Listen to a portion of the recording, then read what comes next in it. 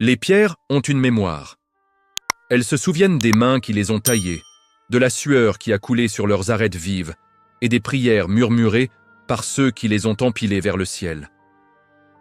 Une cathédrale n'est pas simplement un édifice religieux. C'est un corps vivant, un squelette de calcaire qui respire au rythme des siècles. Mais parfois, ce corps tombe malade. Il se fissure, il gémit, il menace de s'effondrer sous le poids de l'orgueil des hommes. C'est l'histoire de deux mondes qui n'auraient jamais dû se rencontrer. Celui d'Isabelle, gardienne rigide d'un patrimoine qu'elle croit posséder par diplôme, et celui d'Ahmed, un homme invisible dont les mains portent l'héritage d'une sagesse millénaire venue de l'autre côté de la Méditerranée. C'est une histoire sur la fragilité de nos certitudes et sur la force indestructible de l'humilité. Quand la pierre cède, ce n'est pas le ciment qui la sauve, c'est la vérité. Il est facile de passer à côté des trésors cachés lorsque nous sommes aveuglés par nos propres préjugés. Si vous pensez que la véritable expertise ne porte pas toujours un costume ou un titre, et que la sagesse peut se trouver dans les endroits les plus inattendus, alors vous êtes au bon endroit. Prenez un instant pour aimer ce récit, car cela nous aide à mettre en lumière ces histoires d'humanité brute. Abonnez-vous pour continuer à explorer avec nous les profondeurs de l'âme humaine, là où les apparences s'effondrent pour laisser place au réel. Isabelle de Valois ne marchait pas sur le chantier de la cathédrale Saint-Étienne. Elle l'arpentait comme une générale, inspectant ses troupes avant la bataille. À 42 ans, elle était l'une des rares femmes à avoir atteint le grade d'architecte en chef des monuments historiques. Son nom était une signature, une garantie de rigueur académique et de respect obsessionnel des chartes de Venise. Elle portait son casque blanc, non pas comme une protection, mais comme une couronne. Ce matin-là, l'air de novembre était coupant, chargé d'une humidité glaciale qui pénétrait les os, typique de cette région du nord de la France où le ciel semble toujours hésiter entre le gris ardoise et le blanc sale. Le chantier était un labyrinthe d'échafaudages tubulaires, une forêt de métal qui emprisonnait la vieille dame de pierre pour la sauver d'elle-même. Les bruits étaient assourdissants. Le marteau-piqueur au loin, le cri des scies à pierre, les ordres hurlés à travers les talkies-walkies. Isabelle détestait le bruit. Elle préférait le silence des archives, l'odeur rassurante des vieux parchemins qui dictaient comment les choses devaient être. Pour elle, le chantier était un mal nécessaire, une confrontation brutale avec la réalité physique de la matière, toujours plus désordonnée que la théorie. Elle s'arrêta devant le transept sud, là où l'arc-boutant numéro 4 montrait des signes de faiblesse inquiétants. Elle consulta sa tablette numérique, vérifiant les relevés laser effectués la veille. Tout devait être millimétré. L'erreur n'était pas une option. En contrebas, à genoux dans la poussière de calcaire, Ahmed travaillait. Il avait 60 ans, peut-être plus. Son visage était un paysage de rides profondes, creusé par le soleil de son Algérie natale et par les vents froids des chantiers français. Il portait un bleu de travail usé, couvert d'une fine couche de poussière blanche qui le faisait ressembler à une statue inachevée. Ahmed n'était pas architecte, il n'était pas ingénieur. Sur sa fiche de paie, il était classé OP2, ouvrier professionnel niveau 2. Pour l'administration, il était une paire de bras, une force mécanique destinée à gâcher le mortier, à porter les sacs, à nettoyer les gravats. Isabelle ne le voyait pas, ou plutôt, elle le voyait comme on voit un outil, utile s'il fonctionne, jetable s'il casse. Elle passa près de lui sans un regard, discutant avec son jeune assistant, Julien, un ingénieur fraîchement diplômé de Polytechnique. Les joints sont trop friables, Julien. Regardez cette porosité. Je veux qu'on purge tout ça sur 3 cm. Et dites aux ouvriers de faire attention avec le burin pneumatique. La dernière fois, ils ont écaillé une moulure du XIIIe siècle. Ce sont des brutes, pas des restaurateurs. Ahmed entendit le mot « brut ». Il ne leva pas la tête. Il continuait de mélanger son mortier à la truelle avec un mouvement lent, rythmé, presque hypnotique. Il savait que le mortier n'était pas juste du sable et de la chaux. C'était une liaison. Il fallait sentir la texture, savoir quand elle était amoureuse, comme disaient les anciens, prête à épouser la pierre. Il savait que le burin pneumatique était une erreur sur cette pierre-là, trop tendre, trop vivante. Il aurait fallu travailler à la main avec la patience de l'eau qui creuse le rocher. Mais personne ne lui demandait son avis. Il était l'homme de poussière, invisible aux yeux de la dame de fer. Il se contenta de serrer un peu plus fort le manche de sa truelle, avalant l'insulte avec la dignité silencieuse de ceux qui ont traversé la mer pour bâtir les rêves des autres. La pause déjeuner sur un chantier de restauration est un moment de ségrégation sociale non dite, mais strictement respectée. D'un côté, dans la basse vie chauffée, les architectes, les ingénieurs et les chefs de chantier mangeaient des plats traiteurs en discutant de budget et de planning sur des tables propres. De l'autre, dans un préfabriqué aux vitres embuées ou directement assis sur des sacs de ciment, les ouvriers ouvraient leurs gamelles. Ahmed s'asseyait toujours un peu à l'écart, près de la grande rosace démontée qui attendait d'être nettoyée. Il aimait cet endroit. Il aimait regarder la lumière traverser les verres colorés, même sales. Cela lui rappelait la lumière de Gardaïa, dans la vallée du Mzab, où il avait grandi. Ahmed n'avait pas appris la maçonnerie dans une école. Il l'avait apprise avant même de savoir lire, en regardant son grand-père réparer les murs de leur maison en pisé et en pierre sèche. Son grand-père, un homme taiseux aux mains immenses, lui disait toujours « La pierre ne ment jamais, Ahmed. Si tu la forces, elle casse. Si tu l'écoutes, elle te porte. » Là-bas, dans le désert, l'architecture n'était pas une question de style. C'était une question de survie. Il fallait que les murs gardent la fraîcheur, que les toits résistent au soleil, que les arches tiennent sans ciment armé, par la seule force de la géométrie sacrée. Ahmed avait appris à lire les forces, à sentir comment le poids se distribue, comment une pierre s'appuie sur l'autre, comme un frère s'appuie sur un frère. En arrivant en France dans les années 80, il avait cru pouvoir utiliser ce savoir. Mais la France demandait des diplômes, des certificats, des normes ISO. On avait regardé ses mains calleuses et on lui avait donné une pelle. « Tu es fort, toi, tu vas faire le gros œuvre. » Il avait coulé du béton pour des parkings, monté des parpaings pour des supermarchés. Il avait accepté son sort. Il fallait envoyer de l'argent à la famille. Il avait enterré son savoir de maître maçon au fond de sa mémoire, comme on cache un trésor dans le sable. Mais ici, sur cette cathédrale, quelque chose se réveillait en lui. Ce n'était pas du béton mort, c'était de la pierre de taille. C'était noble. Il sortit un morceau de pain et un thermos de thé à la menthe. Il regarda ses mains. Elles étaient vieilles maintenant, tachées de taches de vieillesse et de cicatrices blanches, mais elles avaient gardé leur intelligence. Ce matin, en nettoyant la base de l'arc-boutant, il avait senti une vibration anormale. Une sorte de frisson dans la structure quand le camion Ben passait dans la rue adjacente. La pierre ne chantait pas juste. Elle sonnait creux, tendue. Il avait voulu le dire au chef d'équipe, un homme stressé nommé Bertrand. « Bertrand, l'arc, il souffre. Il y a une tension en bas, à gauche. » Bertrand avait ri, une cigarette au bec. « T'es ingénieur structure maintenant, Ahmed ? Contente-toi de gratter la mousse. Les capteurs disent que tout va bien. » Ahmed avait baissé les yeux. Les capteurs, toujours les machines.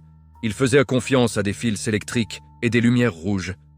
Mais ils oubliaient que la pierre est vivante. Il but une gorgée de thé brûlant. Il avait peur, pas pour lui, mais pour la cathédrale. Il sentait la catastrophe arriver comme on sent l'orage avant les premiers nuages. Et il savait que personne ne l'écouterait, car il parlait la langue de la pierre avec un accent qu'il méprisait. Les jours passèrent et l'hiver s'installa pour de bon. Le chantier prit du retard. Isabelle était sous pression. Le ministère de la Culture appelait tous les 2 jours, le préfet s'inquiétait et l'évêque voulait que la nef soit rouverte pour Pâques. Le stress d'Isabelle se transformait en une froideur tyrannique. Elle parcourait les échafaudages, le visage fermé, distribuant des réprimandes pour un joint mal fait ou un outil mal rangé. Elle sentait que quelque chose lui échappait, mais son orgueil l'empêchait d'admettre qu'elle ne maîtrisait pas tout. L'arc-boutant numéro 4, cette immense jambe de pierre qui soutenait le mur de la nef, refusait de se stabiliser. Malgré les injections de coulis de chaux, malgré les tirants métalliques posés à grands frais, les fissures réapparaissaient, fines comme des cheveux, mais persistantes. Un mardi après-midi, alors qu'une tempête de vent battait les bâches de protection, un bruit sinistre résonna dans la cathédrale vide de fidèles, mais pleine d'ouvriers. Ce ne fut pas un craquement sec, mais un gémissement long, grave, profond, comme si la terre elle-même s'ouvrait. Cra-a-c. Tout le monde se figea. Le silence qui suivit fut terrifiant. « C'est quoi ça » hurla Bertrand depuis le sol. Isabelle, qui était sur la plateforme à 20 mètres de hauteur, sentit l'échafaudage trembler sous ses pieds. Elle se précipita vers l'arc. Ce qu'elle vit lui glaça le sang. La fissure capillaire qu'elle surveillait s'était ouverte de 2 centimètres. De la poussière de pierre s'écoulait de la blessure comme du sang coagulé. Le claveau central, la pierre clé qui verrouillait toute la force de l'arc, avait pivoté. « Évacuez !» cria-t-elle, sa voix perdant toute sa superbe pour devenir aiguë et paniquée. « Tout le monde descend! Zone de sécurité !» La panique fut immédiate, mais contrôlée. Les ouvriers descendèrent les échelles en hâte. Ahmed, lui, était juste en dessous de l'arc, sur un niveau inférieur. Il ne courut pas. Il leva la tête. Il regarda la pierre. Il vit exactement ce qui se passait. Le poids de la voûte n'était plus transmis correctement au sol. La poussée latérale était en train d'écarter les murs. Si l'arc cédait, c'est tout le toit du transept qui s'effondrerait, entraînant probablement une réaction en chaîne catastrophique. Il vit Isabelle là-haut, pâle comme la mort, s'agrippant à la rambarde. Elle regardait son œuvre se défaire. Elle regardait sa carrière s'effondrer. Elle sortit son téléphone pour appeler les ingénieurs structure, ses doigts tremblant tellement qu'elle peinait à composer le code. « Allô ? Marc ? C'est Isabelle. C'est l'urgence absolue. L'arc 4 est en train de vriller. Les vérins hydrauliques ne tiennent pas. Il faut que tu viennes. Maintenant !»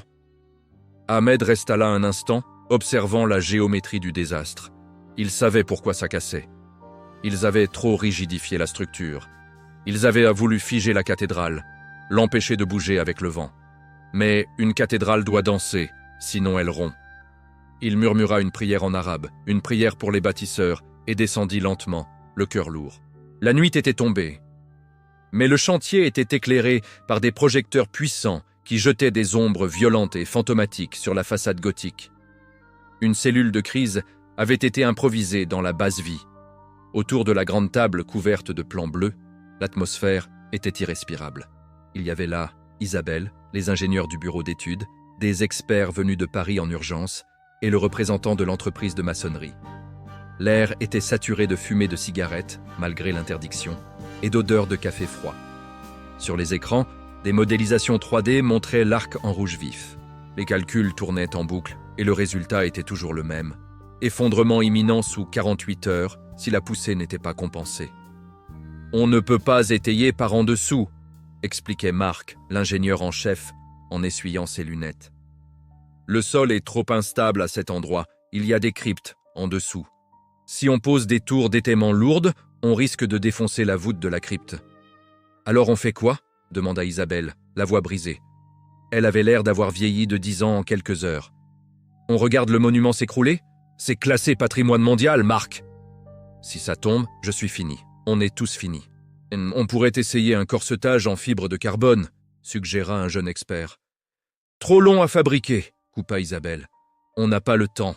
La pierre bouge de 2 mm par heure. Il faut une solution mécanique, immédiate. » Personne ne parlait.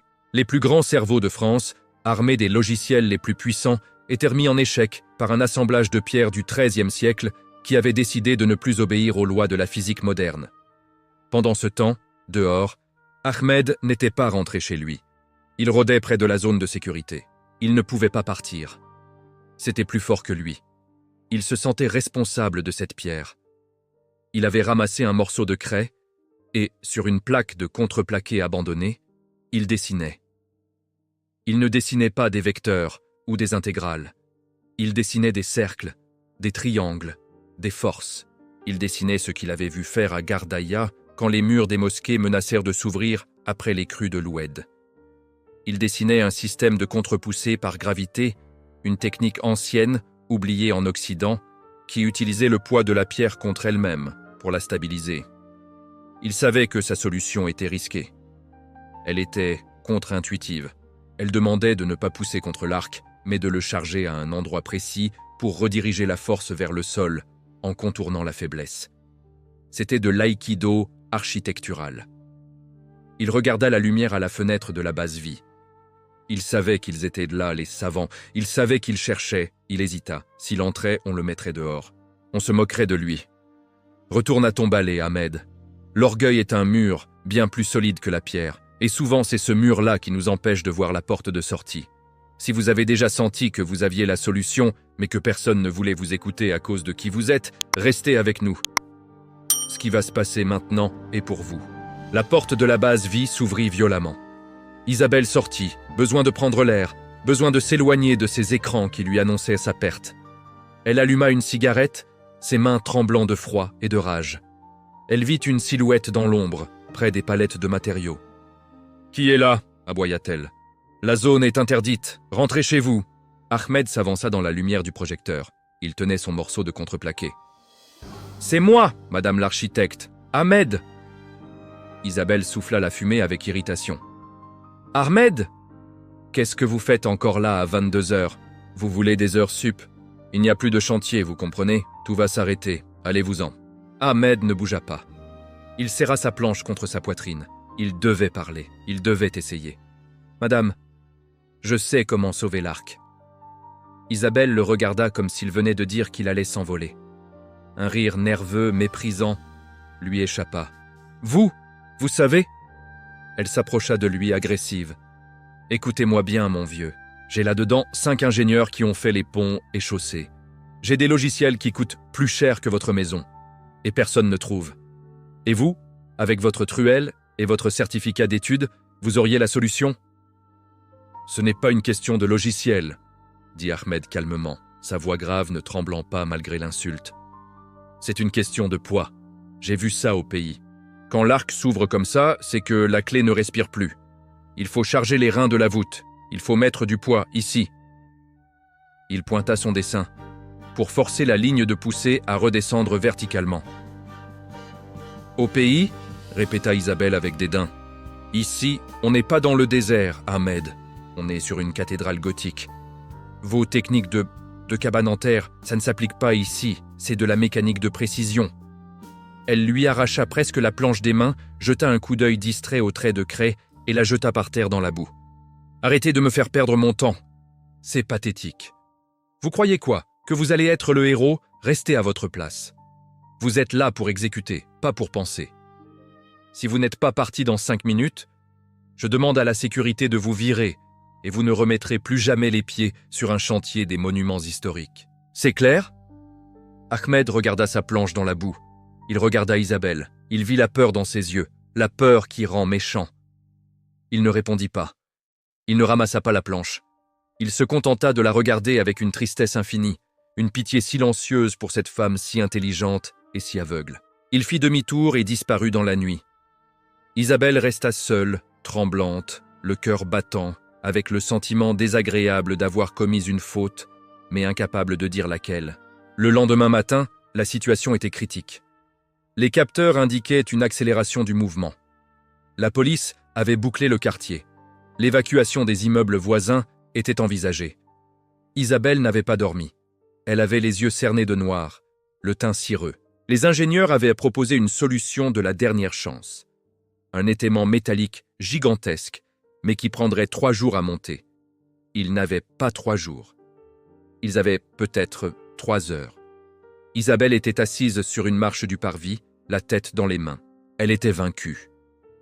Elle pensait à sa carrière, à son père qui avait été architecte avant elle, à la honte qui allait s'abattre sur son nom. Son regard se posa par hasard sur le sol, près de la zone de stockage. La planche de contreplaqué était toujours là, dans la boue séchée. Les traits de craie n'avaient pas été effacés par la pluie. Poussée par une force qu'elle ne comprenait pas, le désespoir, sans doute, elle se leva et alla ramasser la planche. Elle l'essuya avec sa manche de veste en Gore-Tex. Elle regarda le dessin d'Ahmed. Hier, sous le coup de la colère, elle n'avait vu que des gribouillages. Aujourd'hui, avec le calme du condamné, elle regardait vraiment. Elle vit les vecteurs. Ils n'étaient pas dessinés avec des flèches mathématiques, mais avec des courbes intuitives. Ahmed avait dessiné un empilement de pierres sèches sur le tiers inférieur de l'arc-boutant, à l'extérieur. Une charge morte. Isabelle fronça les sourcils. Charger pour alléger, c'était absurde. Si on rajoute du poids, on rajoute de la contrainte. C'est ce qu'on apprend en première année. Mais elle suivit la ligne de force imaginée par Ahmed. Si on charge cet endroit précis, on modifie le centre de gravité de l'arc. On crée un moment de contre-rotation qui vient pousser contre la clé de voûte qui se déchausse. On la remet en place par pression externe. C'était le principe des arches sarrasines utilisées dans les minarets pour résister aux tremblements de terre. « Mon Dieu !» murmura-t-elle. Ce n'était pas de la maçonnerie de cabane, c'était de la statique graphique pure. C'était une compréhension instinctive des funiculaires de pression. Cet homme, ce manœuvre, avait compris en un coup d'œil ce que ses ordinateurs n'arrivaient pas à modéliser parce qu'ils partèrent du principe que la structure était élastique, alors qu'elle fonctionnait par frottement. Elle releva la tête. Elle chercha Ahmed du regard. Il n'était pas là. Bien sûr qu'il n'était pas là. Elle l'avait viré. Elle courut vers Bertrand, le chef de chantier. « Où est Ahmed ?» Bertrand haussa les épaules. « Bah, il n'est pas venu. Après ce que vous lui avez mis hier, il a dû aller pointer au chômage. »« Il faut le trouver, » dit Isabelle, la voix vibrante d'urgence. « Il faut le trouver tout de suite. Il a la clé. »« La clé de quoi ? Du local à outils ?»« Non, la clé pour sauver la cathédrale. Allez chez lui, cherchez-le. » Ils le trouvèrent dans un foyer de travailleurs migrants, en banlieue, à 10 km du chantier. C'est Julien, le jeune ingénieur, qui avait été envoyé. Il ramena Ahmed dans sa voiture. Ahmed n'avait rien dit pendant le trajet. Il avait juste pris son vieux sac à outils en cuir. Quand ils arrivèrent sur le chantier, tout le monde regarda le vieil homme descendre de la voiture. Isabelle l'attendait. Elle ne portait plus son masque d'arrogance. Elle était nue, psychologiquement. Elle s'approcha de lui, tenant la planche sale dans ses mains comme une offrande. « Ahmed, » dit-elle. Il y avait du silence autour d'eux. Les marteaux s'étaient tus. « J'ai regardé votre dessin. » Ahmed hocha la tête, impassible. « Vous proposez de créer une surcharge ponctuelle sur les reins de l'arc pour redresser la ligne de poussée, c'est ça ?»« Oui, » dit Ahmed simplement. « C'est la technique du Keba. On l'utilise pour les ponts. Si la pierre veut partir vers l'extérieur, il faut lui donner une raison de rester à l'intérieur. Le poids est cette raison. » Isabelle se tourna vers ses ingénieurs. « Vous avez entendu ?» Marc, l'ingénieur en chef, semblait sceptique. « C'est de la folie théorique. On n'a jamais fait ça. Si on se trompe, si on surcharge trop, on casse l'arc net. » Isabelle regarda Ahmed. Elle plongea ses yeux bleus dans les yeux noirs du maçon. Pour la première fois, elle ne voyait pas un subalterne. Elle voyait un père. Elle voyait un maître. « Est-ce que vous êtes sûr de vous, Ahmed ?» demanda-t-elle. Ahmed ne regarda pas ses chaussures. Il regarda la cathédrale. Il regarda la pierre blessée. « Je ne suis pas sûr de moi, madame. Je suis sûr de la pierre. Elle attend ça. Elle me l'a dit. » Ce n'était pas une réponse scientifique. C'était une réponse mystique. Mais Isabelle, à bout de solutions rationnelles, décida de faire le pari de la foi. « On le fait !» ordonna-t-elle. « Faites ce qu'il dit. Ahmed dirige l'opération. » Un murmure parcourut l'équipe. « Ahmed dirige ? Le manœuvre ? Vous avez bien entendu !» cria Isabelle. « Donnez-lui ce qu'il demande, des pierres, des sacs de sable, tout. Maintenant !» Ce qui suivit restera dans les annales du chantier comme le ballet d'Ahmed. Le vieil homme ne monta pas sur l'échafaudage en courant. Il monta lentement, avec gravité. Arrivé au niveau de l'arc critique, il ne demanda pas de laser. Il demanda un fil à plomb et de l'eau. Il versa un peu d'eau sur la pierre pour voir comment elle s'infiltrait, pour comprendre la tension interne. Puis, il commença à donner des ordres. Sa voix n'était pas forte, mais elle était absolue. « Toi, 2 sacs de sable ici. Pas là, ici. Toi, apporte les moellons.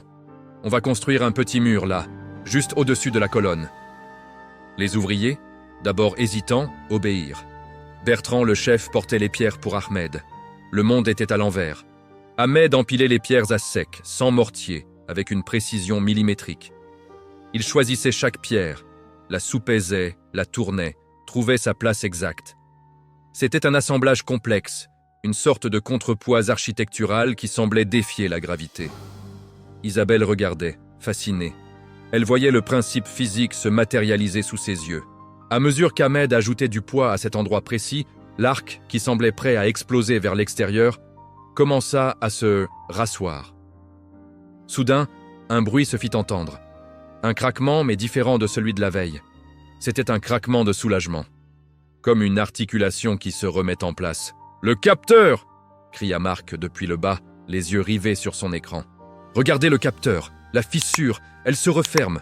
La poussée latérale a chuté de 40%. » C'était impossible, et pourtant c'était là. En modifiant l'équilibre des masses, Ahmed avait contraint l'arc à reprendre sa forme initiale. Il avait soigné la pierre par la pierre. Ahmed posa une dernière pierre, petite, plate. Il la glissa comme une cale. Il tapota dessus avec le manche de sa massette. Toc, toc. Le son était clair. La pierre chantait juste à nouveau. Il se recula, essuya ses mains sur son bleu de travail et regarda Isabelle. Il ne sourit pas. Il fit juste un petit signe de tête. C'est fait. Parfois, les voix les plus sages sont celles qui chuchotent. Nous vivons dans un monde de bruit, où celui qui crie le plus fort a souvent raison. Mais Ahmed nous prouve que le silence et l'observation sont les véritables outils du changement.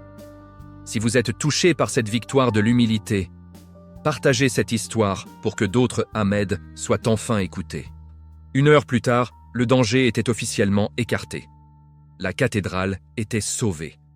L'ambiance sur le chantier était euphorique. Les ingénieurs, incrédules, montaient voir l'assemblage d'Ahmed, prenant des photos, essayant de comprendre a posteriori ce qu'ils n'avaient pas su prévoir. Isabelle monta rejoindre Ahmed sur la plateforme. Il était resté là, regardant la ville s'étendre sous ses pieds. Elle s'arrêta à côté de lui. Elle se sentait petite, malgré sa position sociale. « Ahmed » commença-t-elle. Sa voix tremblait un peu. « Je ne sais pas quoi dire. »« Ne dites rien, » répondit-il doucement.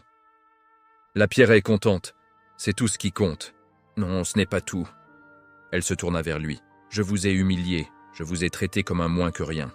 J'ai été aveuglé par mon diplôme et par mon orgueil de caste. Ce que vous avez fait aujourd'hui, c'est de l'architecture de génie. Où avez-vous appris ça, vraiment ?» Ahmed sourit enfin, un sourire qui illumina son visage fatigué. « Mon grand-père, à Gardaïa. Il disait que les cathédrales d'ici et les mosquées de là-bas sont des cousines. Elles cherchent toutes les deux la même chose, monter vers le ciel sans tomber. La pierre ne connaît pas la religion, Madame Isabelle. Elle ne connaît que la gravité. Et la gravité est la même pour tout le monde, pour le riche comme pour le pauvre. » Isabelle encaissa la leçon. Elle réalisa qu'elle avait passé sa vie à étudier l'histoire de l'architecture, mais qu'elle avait oublié l'universalité du bâtir. Elle avait oublié que les Maures avaient apporté l'arc brisé en Europe, que le savoir avait circulé bien avant les frontières modernes. « Je veux que vous rejoigniez l'équipe de maîtrise d'œuvre, » dit-elle impulsivement. « Je vais vous faire nommer consultant expert. On va régulariser votre statut. Vous n'aurez plus jamais à porter de sac de ciment. Vous enseignerez cette technique à mes ingénieurs. » C'était son offre de rédemption. Elle voulait le payer, l'élever, le faire entrer dans son monde. Les jours suivants furent un tourbillon médiatique. La presse locale puis nationale s'empara de l'histoire du sauvetage miraculeux de la cathédrale. On parlait de l'ingéniosité française, de la résilience du patrimoine. Isabelle fut interviewée. À son crédit, elle ne tira pas la couverture à elle. « Ce n'est pas moi », dit-elle au journal de 20 heures. « C'est un membre de notre équipe, Monsieur Ahmed Ben Ali, qui a apporté une solution technique ancestrale. » Elle avait prononcé son nom. C'était énorme. Mais sur le chantier, les choses étaient étranges. Ahmed était devenu une sorte de curiosité. Les ingénieurs venaient le voir avec une déférence maladroite. « Monsieur Ahmed, vous pensez quoi de ce joint ?» Ils le traitaient comme un sage mystique, ce qui l'agaçait profondément. Il n'était pas un gourou, il était un maçon. Isabelle organisa une grande cérémonie pour la fin de la phase de consolidation. Le maire serait là, le préfet, l'évêque. Elle avait prévu de remettre une médaille à Ahmed. Elle voulait officialiser sa promotion. Elle avait préparé un contrat, un vrai, avec un salaire qu'il n'avait jamais osé imaginer. La veille de la cérémonie, elle alla le voir dans sa roulotte de chantier. « Demain, Ahmed, vous serez au premier rang. Vous devrez faire un discours, juste quelques mots. » Ahmed regardait ses mains, il avait l'air malheureux. « Madame Isabelle, je ne suis pas fait pour les estrades. Je suis fait pour l'échafaudage. Vous devez prendre cette lumière, Ahmed. C'est important, pour vous, pour votre communauté, pour l'exemple.